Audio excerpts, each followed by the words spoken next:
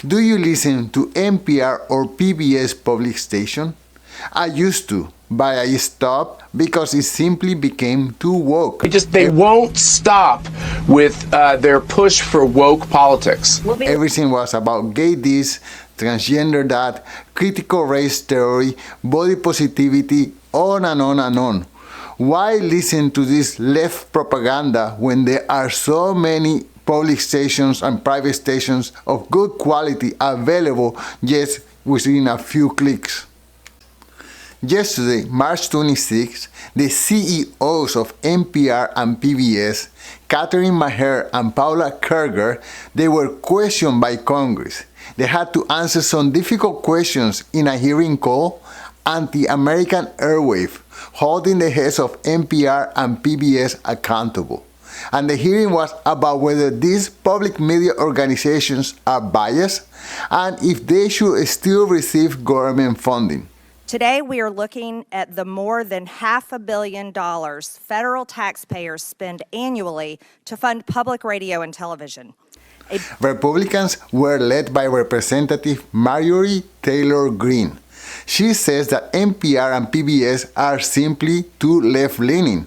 They showcase a drag queen for an educational show for kids ages 3 to 8. And we're going to start with our hips. The hips on the drag queen go swish, swish, swish, swish, swish, swish. Who does that? Who would like to have their kids watching a show with a drag queen? It seems like they already want to put in the subconscious of little kids that one day they can grow up and be a drag queen themselves. They had another show about transgender dinosaurs. Okay, that's good if you want to do that, but don't be doing that when it's taxpayers' dollars. I mean, a lot of people don't want to contribute to this. A lot of people don't want to finance the teaching of these ideas to their kids on their dime.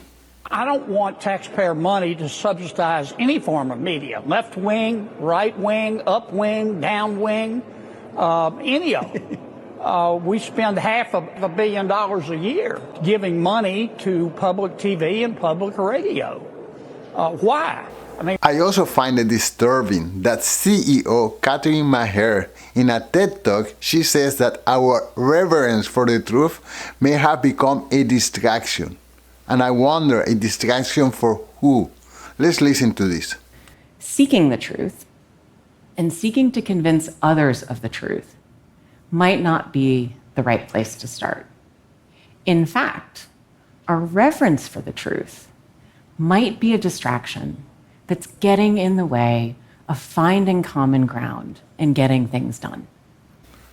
And what is the cost of all this, you may ask? Well, the Corporation for Public Broadcasting, they received for 2025, this year, $535 million. And that may not seem to be like a lot for a country that is in debt to the tune of $36 trillion. But it's something, and why waste that money on material that not that many people are interested in? Do you believe that America is addicted to white supremacy?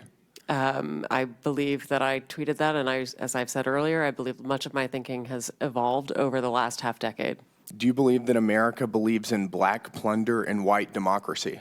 I don't believe that, sir. You tweeted that in reference to a book you were reading at the time, apparently, The Case for Reparations. I don't think I've ever read that book, sir. You tweeted about it.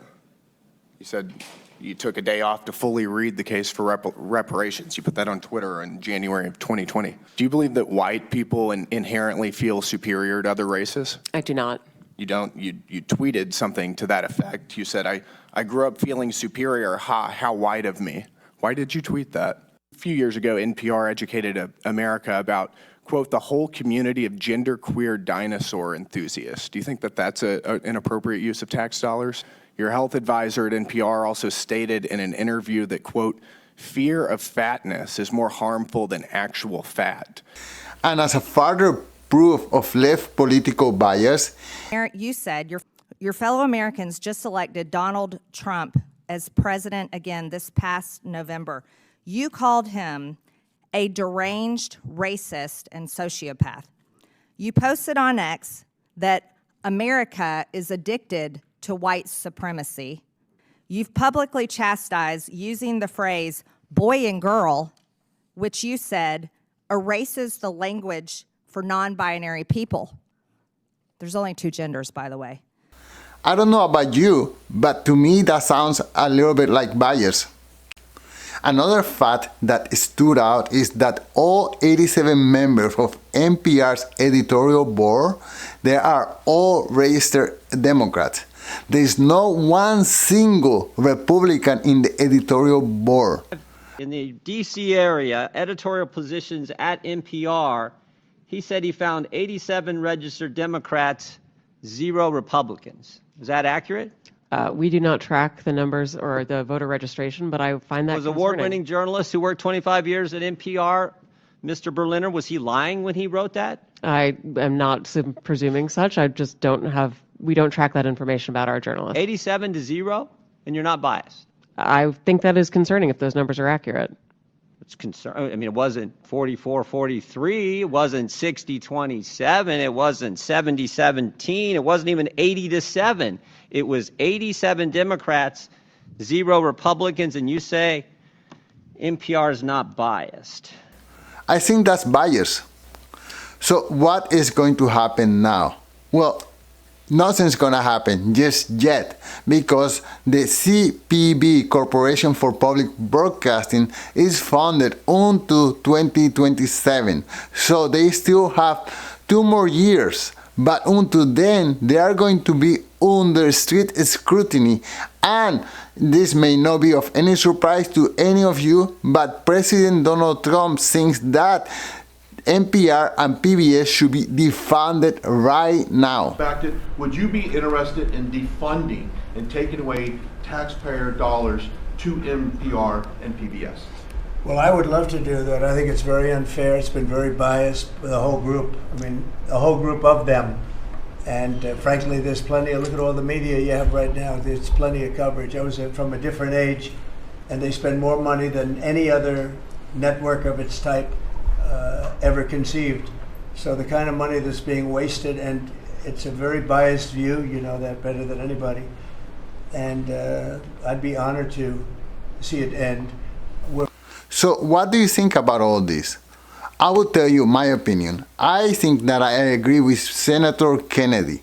I don't think that the government should pay for this. I think that if this programming is of value to anyone, well, they could simply open their checkbook, write a check, and send a contribution. Or they could sell advertisement, and if enough people listen to the advertisement, well, they have a business. But definitely, these institutions, these radio stations, this programming should not be financed by taxpayers' money. I wouldn't want my tax dollars to go into any of this, and I'm sure most of you don't. But I'm curious to see what you think. That's it for today. Thank you so much for listening, and until soon. Peace.